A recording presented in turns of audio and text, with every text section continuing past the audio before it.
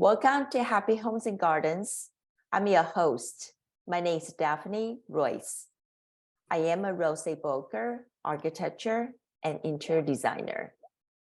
Lucia Heffernan is a famous artist who works as known for mimicking human life and emotion in animals.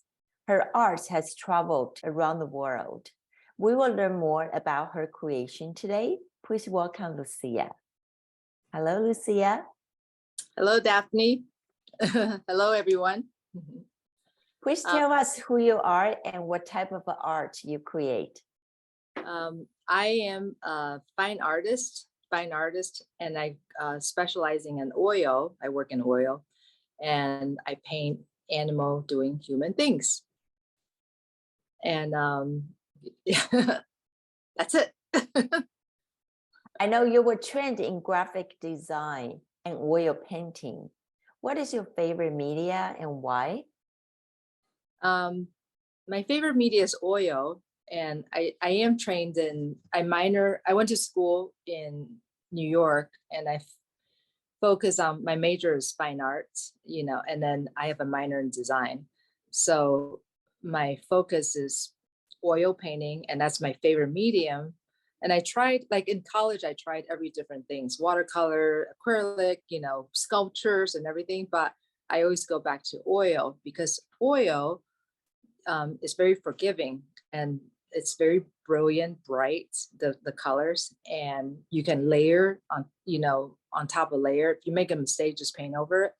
And so I think I'm much more attracted to color and the thickness of the paint and everything. So, and I love working wet on wet. It doesn't dry very fast. So I can paint over the same painting in a few hours and it's still wet. Why does your painting focus on animals? Because I love them. And I think I'm particular to the animal that with hair, because when I grew up, I have a lot of, stuffed animals. And they're so fluffy. So I like all the fluffy things and the fluffy animals, with feathers and furs and everything.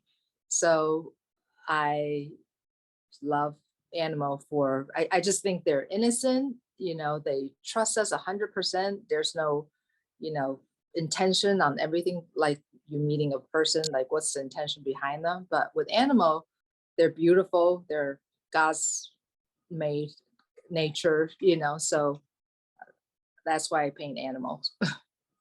So which is your favorite animal to paint? I think I paint a lot of different things. I like a lot of different animals, but I want to say maybe birds. You see a lot of birds on my Instagram, on websites. Mm-hmm.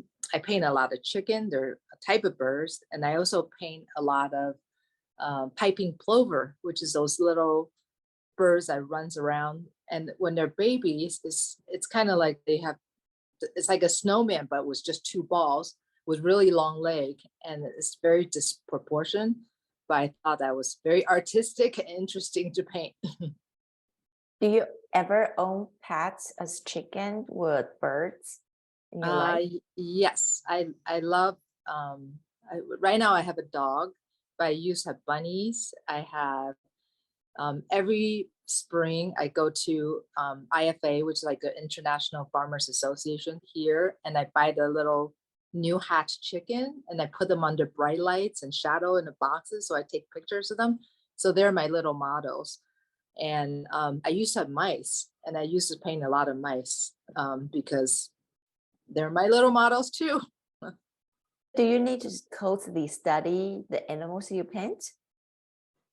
You should know how they are because of my art is pretty realistic. They're, fine. I try to make them looking as realistic as I can.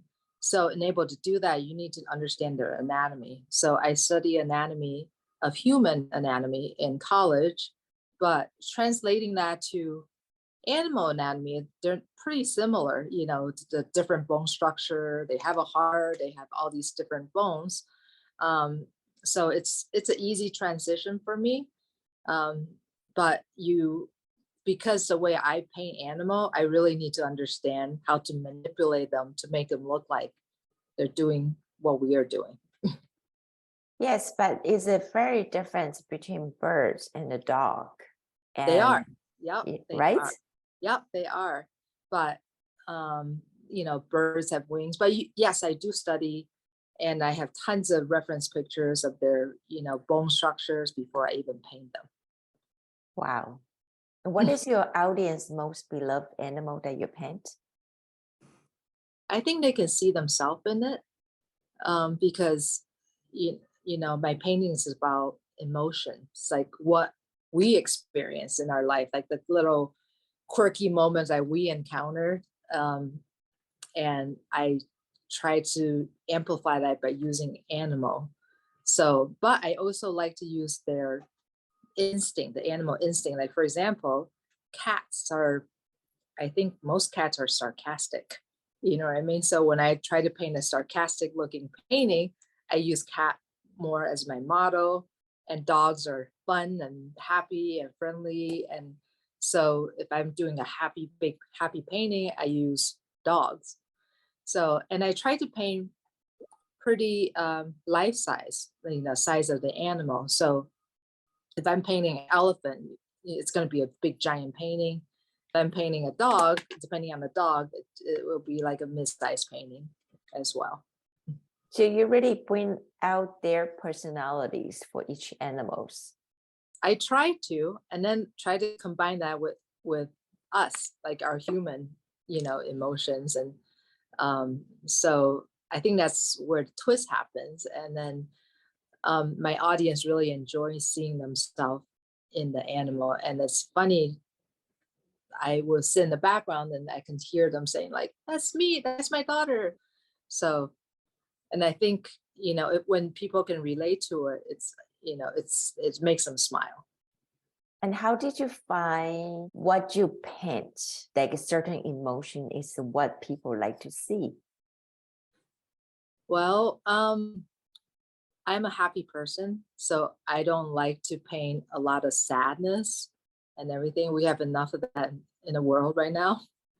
I try to focus on the happy moments and the quirky. I'm a funny person, so I try to find those quirky, fun thing that you just laugh controllably into my art. Very interesting. And what is your audience most beloved animal? It's different. So it's if I ask you versus if I ask 10 other people, you bet everybody's going to come up with 10 different animals. So, some people love cats, some people like dogs, some people like, jaguars, snakes. So it's not, I can't say which one people like the most, but I love painting mostly fluffy animals. I think you're right. That's why people have a different kind of pets, right? They have dogs, they have cats, they have bunnies, they have a pig, right? They have exactly. I love pigs. Yep. Cows. Yes, cows are a little bit too big to be a pet. I think so. But you'd be surprised. People have cows as their pets too. I know. Yeah, there is a different kind of world right now. That's true. How often do you paint? And which painting took you the longest time? I paint 7 days a week right now. So whenever I'm home, I'm painting every day. Not saying the whole day, but I like to jump in there, at least work on some creative aspect of it, drawings, painting. I want to say probably the hardest painting I ever painted is probably my first painting. It's like, you first ride the bicycle, that's probably the hardest you ever done anything. So, you really have to understand the colors and the temperature. The more you paint, the faster you get. So now to the point, it's by subject. It depends, like, the number of subject I have in my painting. The bigger it is, say, if I'm just doing a big giant bear versus I'm doing, 20 bears in one painting, it's, the 20 bear is going to take longer than just one big bear. So I think it's the number subject and the level of difficulty as well. Because sometimes I would inject other stuff in there, like maybe they're all wearing armors, and some of the armors are really hard to, or are harder to paint, or say I'm painting like a queen's court, like in a kingdom wearing really fancy, crowns, and their outfits are really intricate. That would take me longer too, because I try to put enough focus on all the little details. I saw on website that you have a big painting. So what is the largest painting you ever paint?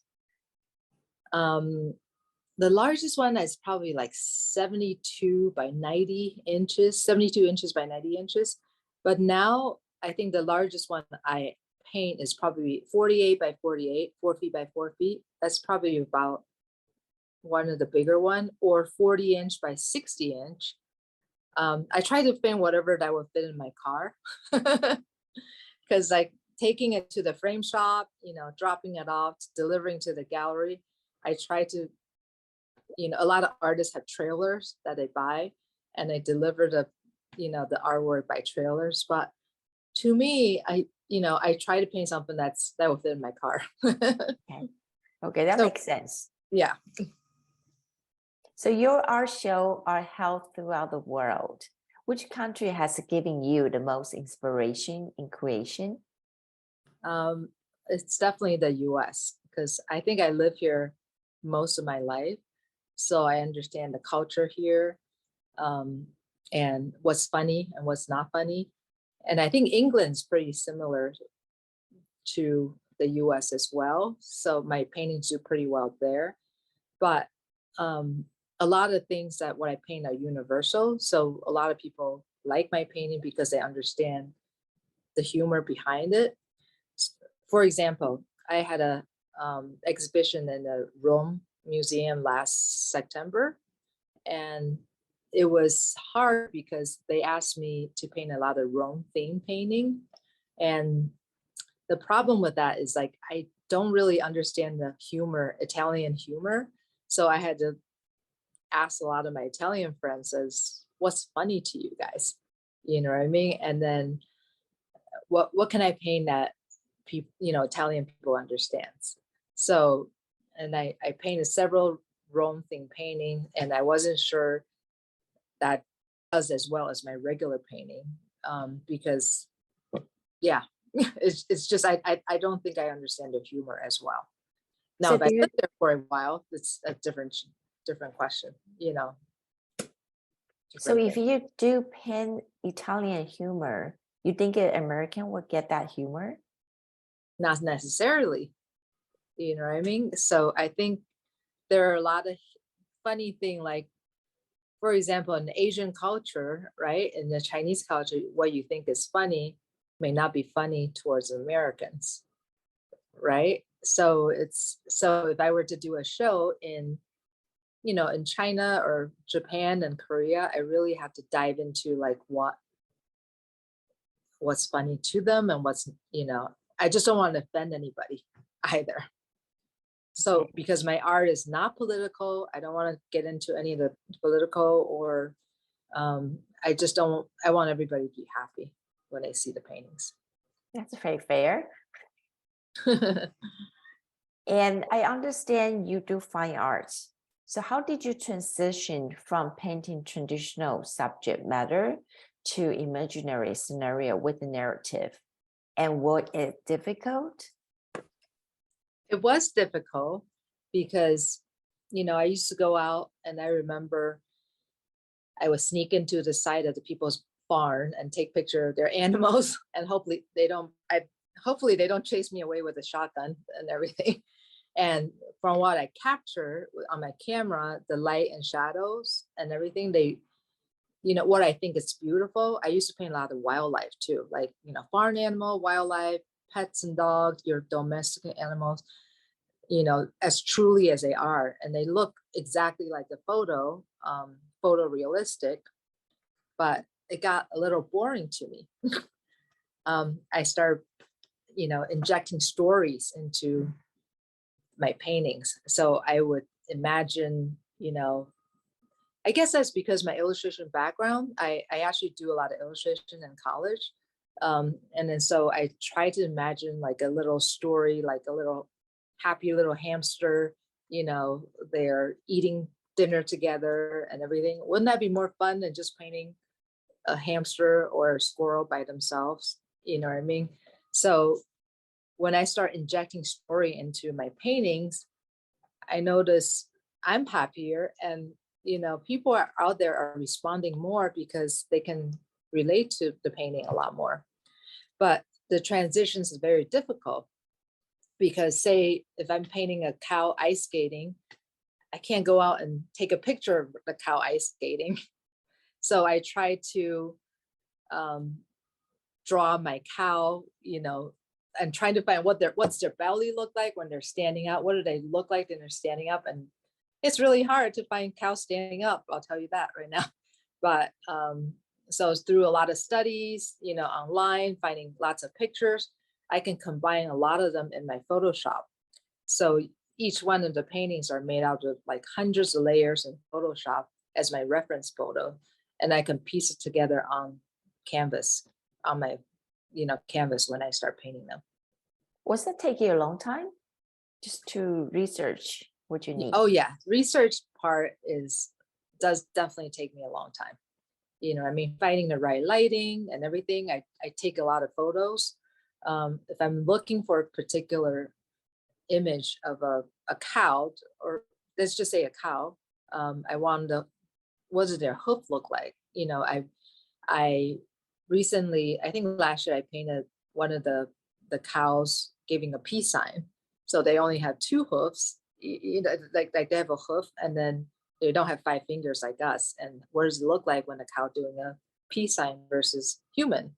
So there's a lot of things that you have to, research. Like if I were to use a chicken to do it, versus a cow to do it, they're all different. I understand all your painting are 2-dimensional. How did you put on your website with the image actually moving as a story? Oh, okay. So on my Instagram, I start. I thought it would be really fun to see them move, so I hired an animator. Although I like to animation, I try to focus a lot of my time on creating new art. So my animator will take my image and try to animate it through, I think, Adobe After Effects or Premiere, trying to come up with movement, especially like my yoga chick, which is, they went viral around the world and everybody wants to see them move. So I've been trying to put aside a folder of my paintings, that whatever that's fun to see them move, it creates great content for me as well. And for me too, I love to see them move. Tell us, what is your painting philosophy? I think you should paint what makes you happy. You know what I mean? There's so many things to paint out there. And then my philosophy is also like, you need to know how to draw really well to begin with, and paint with your heart, paint with your passion.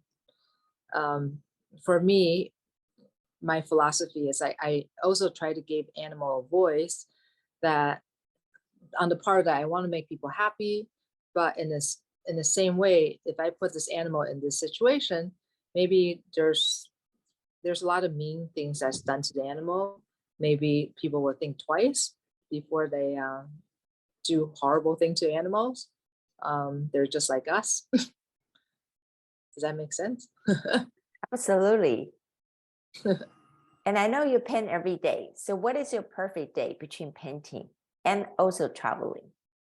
Well, I gave the hats off to my family a lot, because I'm here all the time, and I feel like I don't spend enough time with them. So on the days that I'm not painting, which is rarely, but I I love to travel and I love to go shopping. I like to eat. I like to do that with my family and then, spend time with them and go out and sometimes I love watching movies. I love binging, Netflix. So all the above.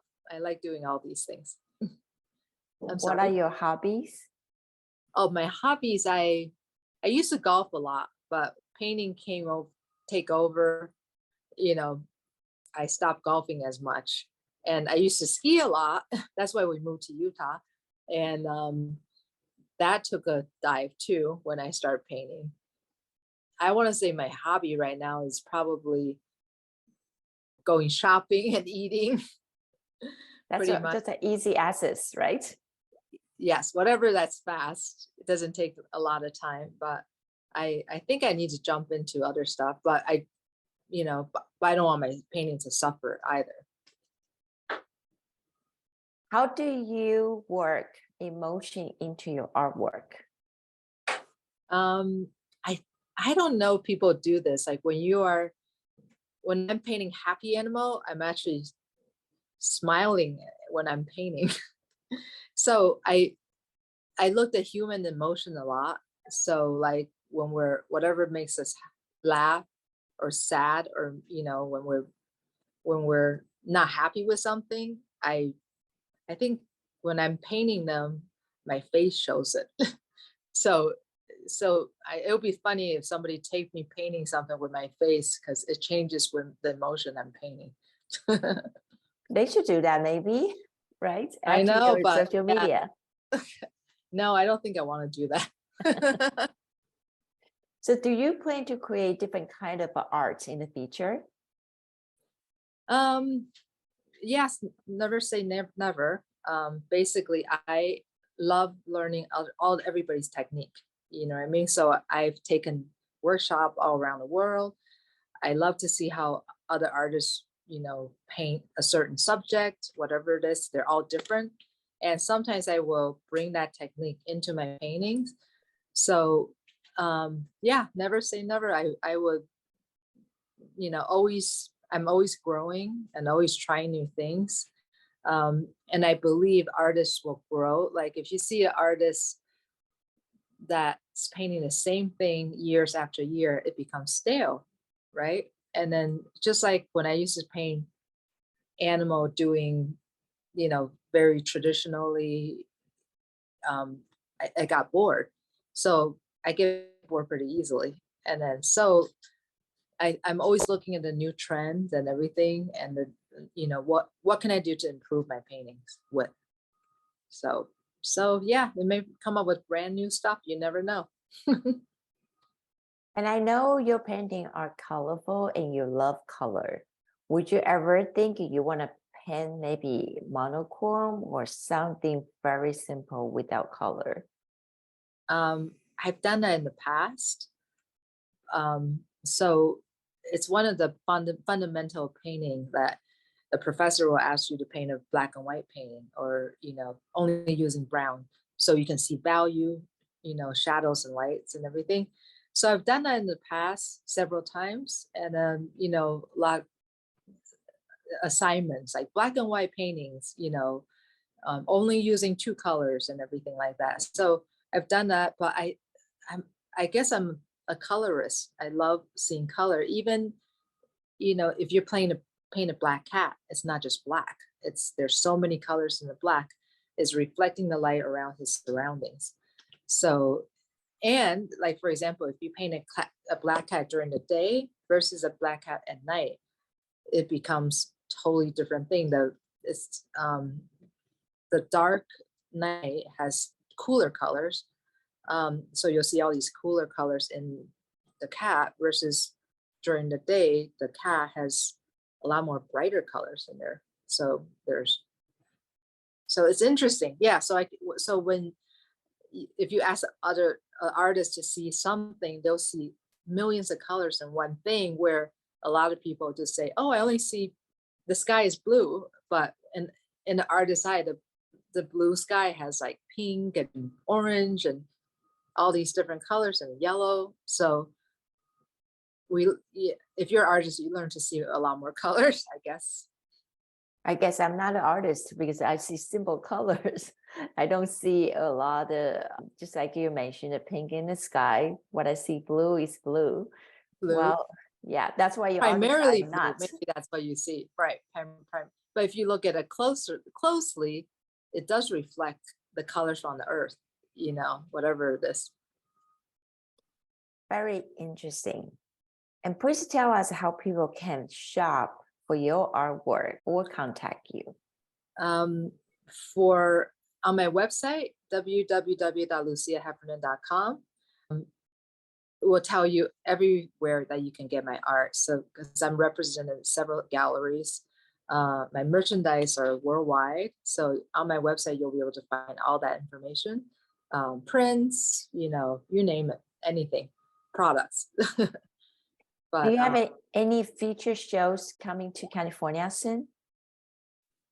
In California, yes, I do a show in Coda Gallery in Palm Desert every year.